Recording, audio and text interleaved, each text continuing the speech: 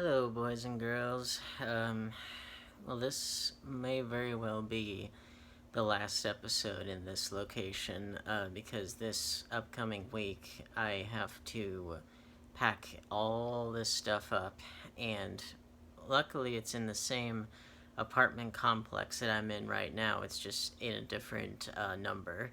So luckily I don't have to go too crazy with it. I can more or less just throw things in the car and go because it's such a short distance away. So I'm thankful for that part. It's not like I'm moving halfway across the country or across the world or anything like that, because otherwise I'd have to really jam pack everything. But anyway, yeah, so this may very well be the last episode in this location.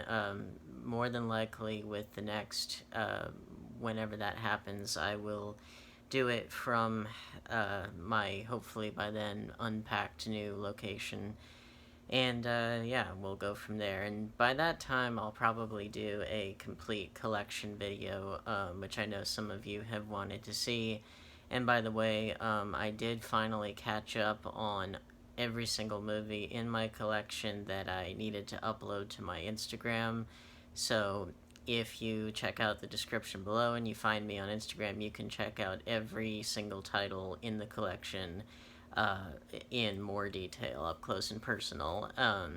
And so that's what the Instagram's for. It's meant to supplement all of this. So because you see all this in the background, and you're like, well, what is all that? Well, if you go to my Instagram, the link for which will be in the description, you'll be able to find out for yourself. And I will be uploading the pictures of these things that I'm about to show you. And yeah, so we'll get right into it. So I think I told you this before, but yeah, unemployment has been restarted. One way or another, I think the 600 additional will probably be added to. That's what it's looking like, whether it's through executive order, or whether it's through another stimulus bill, or who knows what. But yeah, the one job that I really wanted, I didn't get, which, I'm still not, in a good place about that, but, back to the drawing board, I guess. But, at any rate, the show must go on, so I will show you a little bit of what came. So the first round of things, I've already opened everything. The first round of things came from Amazon today. And these are two Vestron video ones, The Gate and Dagon. And, these Vestron ones are cool. They're put out by Lionsgate, but, they are using the name of Vestron Video, which I guess was a old school VHS, old school VHS line that put out more hard to find movies and things. And then I got Dagon here because Dagon was always, which I'm trying to get through Lovecraft in his entirety, but Dagon as an entity has always been one of my favorites of the ones that I've encountered, and I'm eager to see the movie made about him based on the story. And I imagine, other ones like it's the Shadow over Innsmouth actually intersects with Dagon, so I think it takes inspiration from that also. But still, these are two good ones to have in the collection. And then we got a few eBay choices here for you. First one up is this 4 film favorites: Unknown, 7, Training Day, and Edge of Darkness, which this should have a slipcover, and the seller told me that it shipped with a slipcover, and it didn't, and so supposedly I'll be getting a refund. I don't know if I'll have to ship it back, but yeah, maybe I'll be able to find it some other way, I don't know. And then we got probably the least expensive Criterion you'll likely find, unless you get really lucky like me, and I managed to find La Dolce Vita for like $3.50, $3.50, and it was like, wow, you never see that. But this, under normal circumstances, the Curious Case of Benjamin Button, this is usually the cheapest one that you'll probably find, and it's certainly one that stands out. So I managed to find the one with the slipcover, which is rather hard to do. More than likely, you'll see one that looks like this. They don't really emphasize the fact that it's Criterion as much as they otherwise would.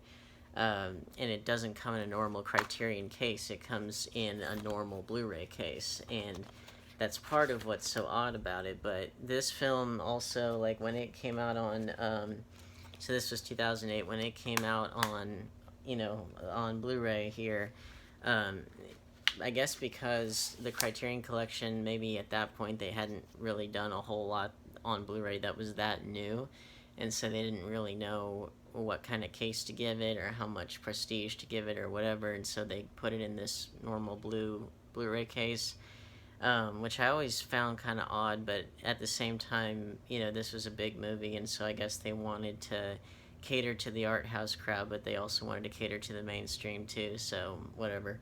But still, it's a Criterion, good to have in the collection. It's a different kind of movie for David Fincher. My criticism with this movie, like, it's very good. It I haven't read the original F. Scott Fitzgerald short story, but it was written by, or adapted to the screen, Eric Roth and Robin Swicord, that was the screen story, and then Eric Roth wrote the actual screenplay. Eric Roth wrote the screenplay for Forrest Gump, which I've read the book Forrest Gump, and it has very little to do with the movie Forrest Gump. The movie's quite a bit better. But, the book is good in its own right. It's just not the same thing at all. So I've not read the original F. Scott Fitzgerald short story, but from what I understand, it's quite a bit different from the film. The film itself has a lot in common with Forrest Gump in terms of its storytelling structure, and it hits a lot of the same beats at the same time. It just has a different conceit. Instead of this, supposedly less than intelligent person being in the right place at the right time and going through on this big epic journey throughout American history, instead of that, it's about a man who ages backwards. So he's born as an old man and gets younger as he gets older, like physically younger as he gets older. And again, it's an very interesting idea, well executed. I remember being in the theater and I was like, this is like Forrest Gump. And then I went with my family and every single one of them called me crazy until they read other reviews who also pointed it out, and then I was vindicated. But still, it's a good film, definitely worth watching. And so I have almost every X-Men film in the collection. I needed a few, so I already had X-Men Origins Wolverine, but I didn't have it with the slipcover. And instead of trying to track down the slipcover for the copy that I had, it was cheaper to find just a used copy with the slip. And I liked this older release better in terms of the cover, and yeah, so I sold the other one that I had. But yeah, this, people who like to say that X-Men 3 is the worst, no, this is by far and away the worst of the X-Men series, and one of the worst superhero films I've ever seen in my life. One of the worst films I've ever seen in my life. And it's too bad, because the origin of Wolverine is quite an interesting story. Now, this is interesting when you pair it up against The Wolverine and Logan, so they kind of form their own little Wolverine trilogy there. But yeah, I could go on and on. And then one that I've heard is also not very good. It was the most recent one, Dark Phoenix, and this is that Target exclusive slip there. Now, I did not see this one. I overall liked the, whatever you call it, the X-Men Beginnings series, the prequel series, basically, with younger versions of the characters throughout the, 60s, 70s, 80s, and I guess this gets to the 90s. And I liked First Class, I liked quite a lot. Loved Days of Future Past. X-Men Apocalypse was really, really okay. And then I haven't seen this yet, but this has a cool slip, and it did come with this cool poster here. And I'm just curious to see how it does the Dark Phoenix saga in comparison to X-Men 3. Because X-Men 3, easily my least favorite thing about it is the fact that, I like the central premise of it, meaning like that there's a mutant cure, and Magneto is like full force against it, and there are some people within the X-Men who want to take it and others who don't, and it's like all of that's great. It's just then they kind of shoehorn the Dark Phoenix saga into it. um, and so I'm curious to see how this handles it. I know that it's not supposed to be very good, but whatever, we'll find out. And so all that I'm missing, now that I'm just thinking about it, all that I am missing at this point is Deadpool 2, which is on its way, and then the Rogue cut of Days of Future Past. I have the theatrical, just need the Rogue cut. Both of those are on their way. And, then I'll be all caught up except for New Mutants, which, man, that movie, I feel so bad for it. Just stick it on Disney Plus and get it over with, because if you try to put it in theaters now, nobody's gonna go. Nobody's going to the movies anyway. And yeah, just get it, put it out of its misery already, please. I mean, for all I know, it's probably gonna be, in and of itself, it probably would have been a perfectly fine film, and it could still very well be that. But we all know that series is over, so it's like, why sugarcoat it? Why suffer an embarrassing loss? Just put it on Disney Plus and get it over with. And then last of the eBay acquisitions is Warm Bodies with the 4K slipcover, which you would be surprised at how hard this was to find. I had to wait for a copy that I knew had the slipcover to pop up on eBay. And I remembered when I saw this, I didn't really like it, to be honest. I remembered seeing the trailer, and I remembered thinking, this is like Twilight for zombies, and like, it just looked like the stupidest thing I've ever seen in my life. And then I saw it, and it wasn't, I don't know, it's, and again, another 2013 movie I gotta reevaluate. 2013 was a really bad year for me, and this year has been a really bad year for me and for the world. But yeah, so that, I love Teresa Farmer to death, and I think she did great. I love John Malkovich.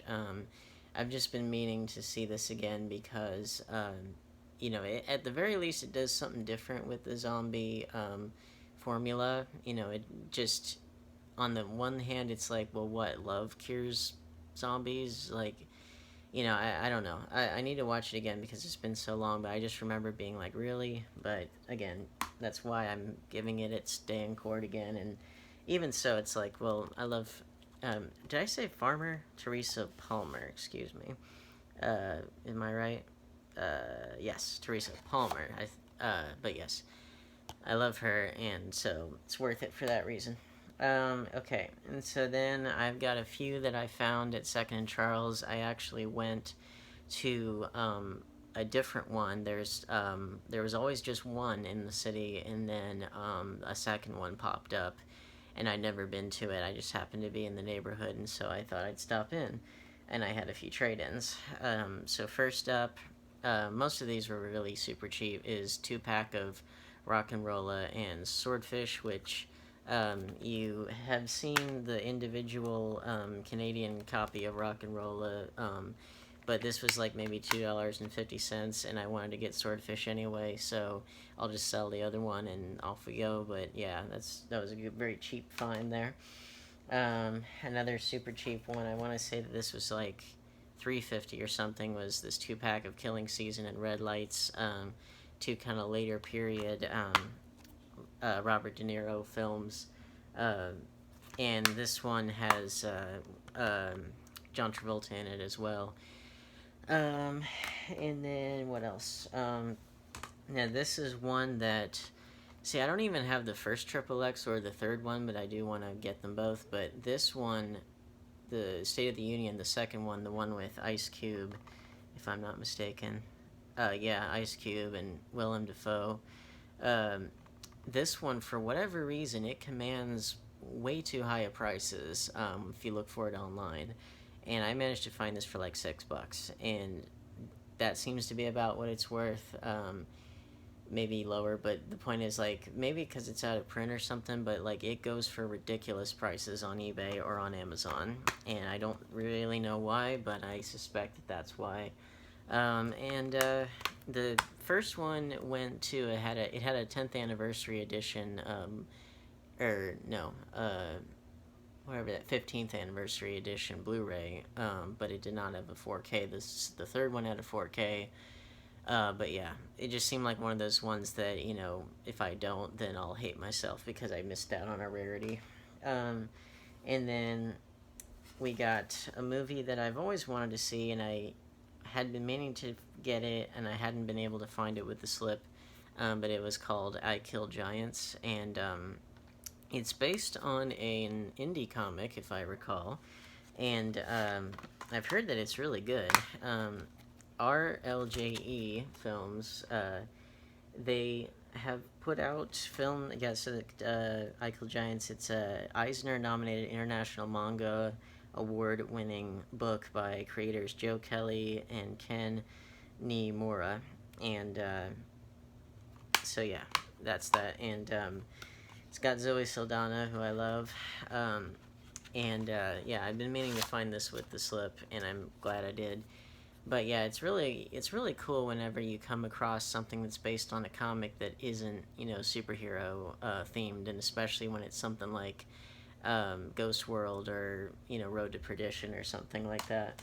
And then last up for Second and Charles, we got a Scream Factory Gravy, which I've not seen, but it was relatively cheap, and again, it goes for more expensive online. So I wanted to snag it up when it was cheaper.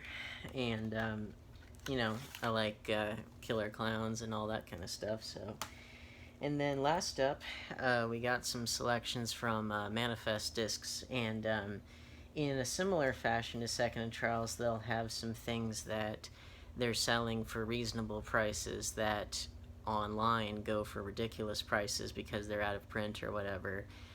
So sometimes, because I like getting stuff on eBay or Amazon whenever I can, if the prices are feasible. But sometimes finding something in person, it'll give you a better price. Chief among these is our first up right here. This is the complete 8-film collection of all of the direct-to-video animated Marvel movies that Lionsgate put out. So we got, what all do we have? We have the Ultimate Avengers collection, which is Ultimate Avengers 1 and 2. We have the next Avengers. We got the Invincible Iron Man there. We got Thor, Tales of Asgard, Planet Hulk, the Doctor Strange, the Sorcerer Supreme, and Hulk Versus. And now I've heard that these are not as good as a lot of DC's direct-to-video animated films. They've also put out a lot more of them, but I'm very curious to see how these match up with other, if these do things that predated the MCU equivalents. They probably do, but then again, they're also both probably drawing from the same, pre-existing comic sources. I mean, in a lot of cases, I know for a fact that they are, but still, interesting to see two different takes on the same essential story. But yeah, this has the slipcover. It was $25, and this, again, it goes for outrageous prices online, so glad to find it. I'd been meaning to get this. It just, again, it became so rare that it was like, well, it's not worth it unless you can find it at a reasonable price. And keep in mind also that these are in descending order of price, because the way that, because it's owned by FYE. If you're familiar with them, they'll have a buy two used, get one for $1 sale. That tends to go on all the time, and if you have a membership card, then it knocks the less expensive one down to 90 cents.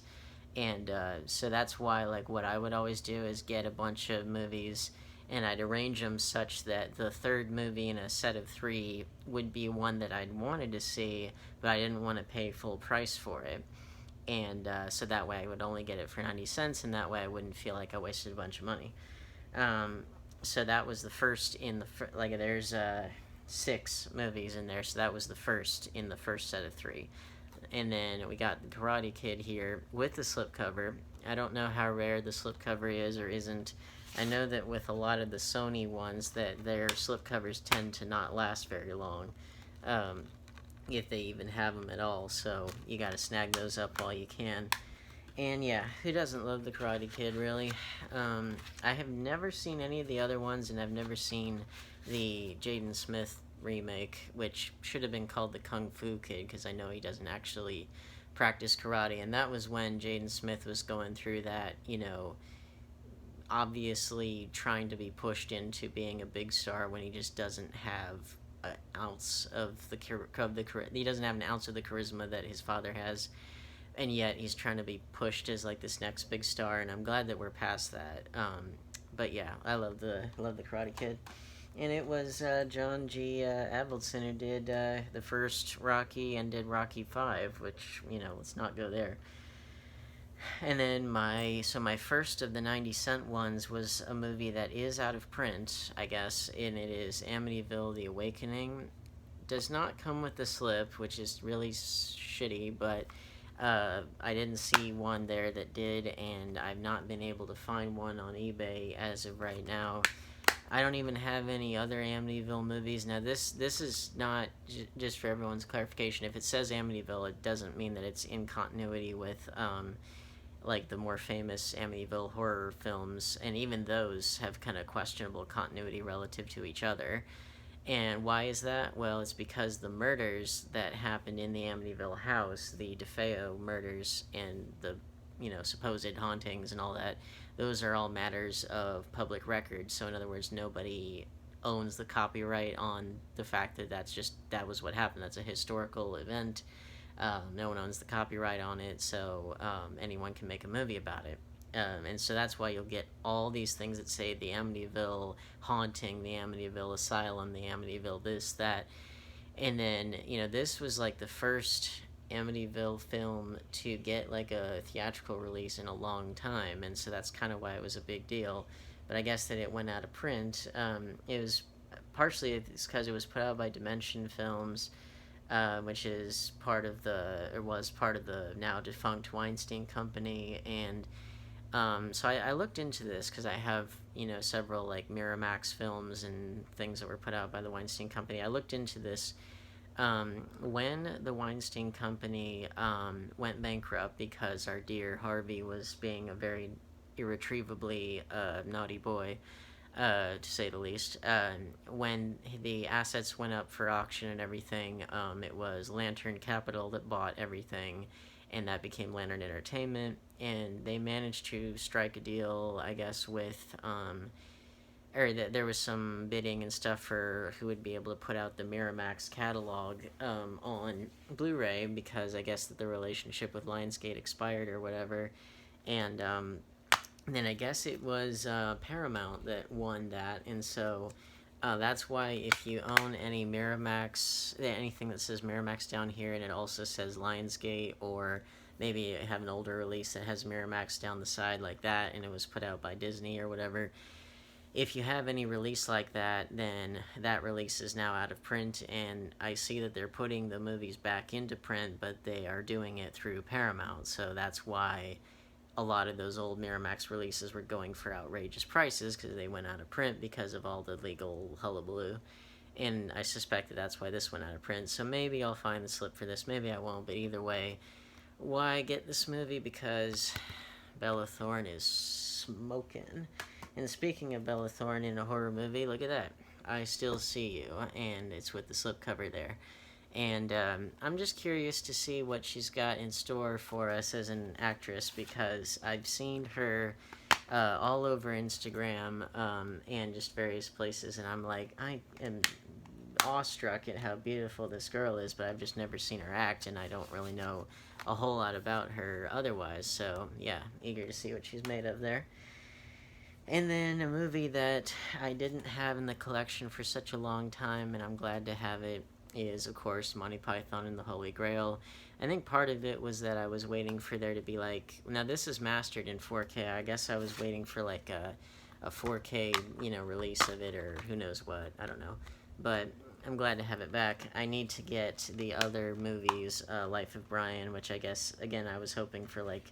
Because I know that the Criterion Collection put it out in as a DVD in the early days of the collection, and I guess I was hoping that maybe they would put it out on Blu-ray, They don't seem to have done that quite yet.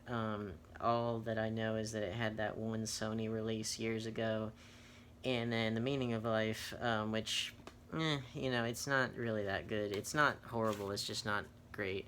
And I'll need to get that collection of the entire Monty Python's Flying Circus series on Blu-ray. And finally, the second 90-cent one, which I'm glad that this was the 90-cent one, was the Happy Time Murders, because I wanted to see it, even though, like, I remember hearing about it, and I was like, finally we get, a puppet film that isn't aimed at children, even though I love those, and those too are in tragically short supply. I was just glad to get anything puppet related on the big screen, in wide circulation for, and as Brian Henson, it's a lot of the old Sesame Street and Muppet crew back, including, like, Kevin Clash, who hadn't played Elmo, hadn't done Elmo since, like, whatever that was, around 2011 or, a little bit later, but anyway, all, and the puppetry in this film is really well done. It's such that you can really see that the art of puppetry is very much alive, and there's no reason for there not to be more puppet movies.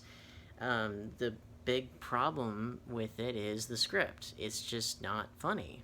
It's just not funny. Like, and it's not because, like, it's not because I don't like, raunchy puppet movies. I mean, my favorite Peter Jackson film is Meet the Feebles. I mean, it's not his best, obviously. I'd point to, like, Lord of the Rings and stuff, but, like, Meet the Feebles, I love Meet the Feebles, and, I love Avenue Q, which is a musical, not a movie, but still the idea is there of adult puppets. I love Team America, World Police, even though those are marionettes and not, traditional Muppet-style puppets, but point is, there are a lot of precedents for it, and there are a lot of reasons for why this should work, but it just doesn't, and I think the reason why is because it doesn't really know what it wants to be.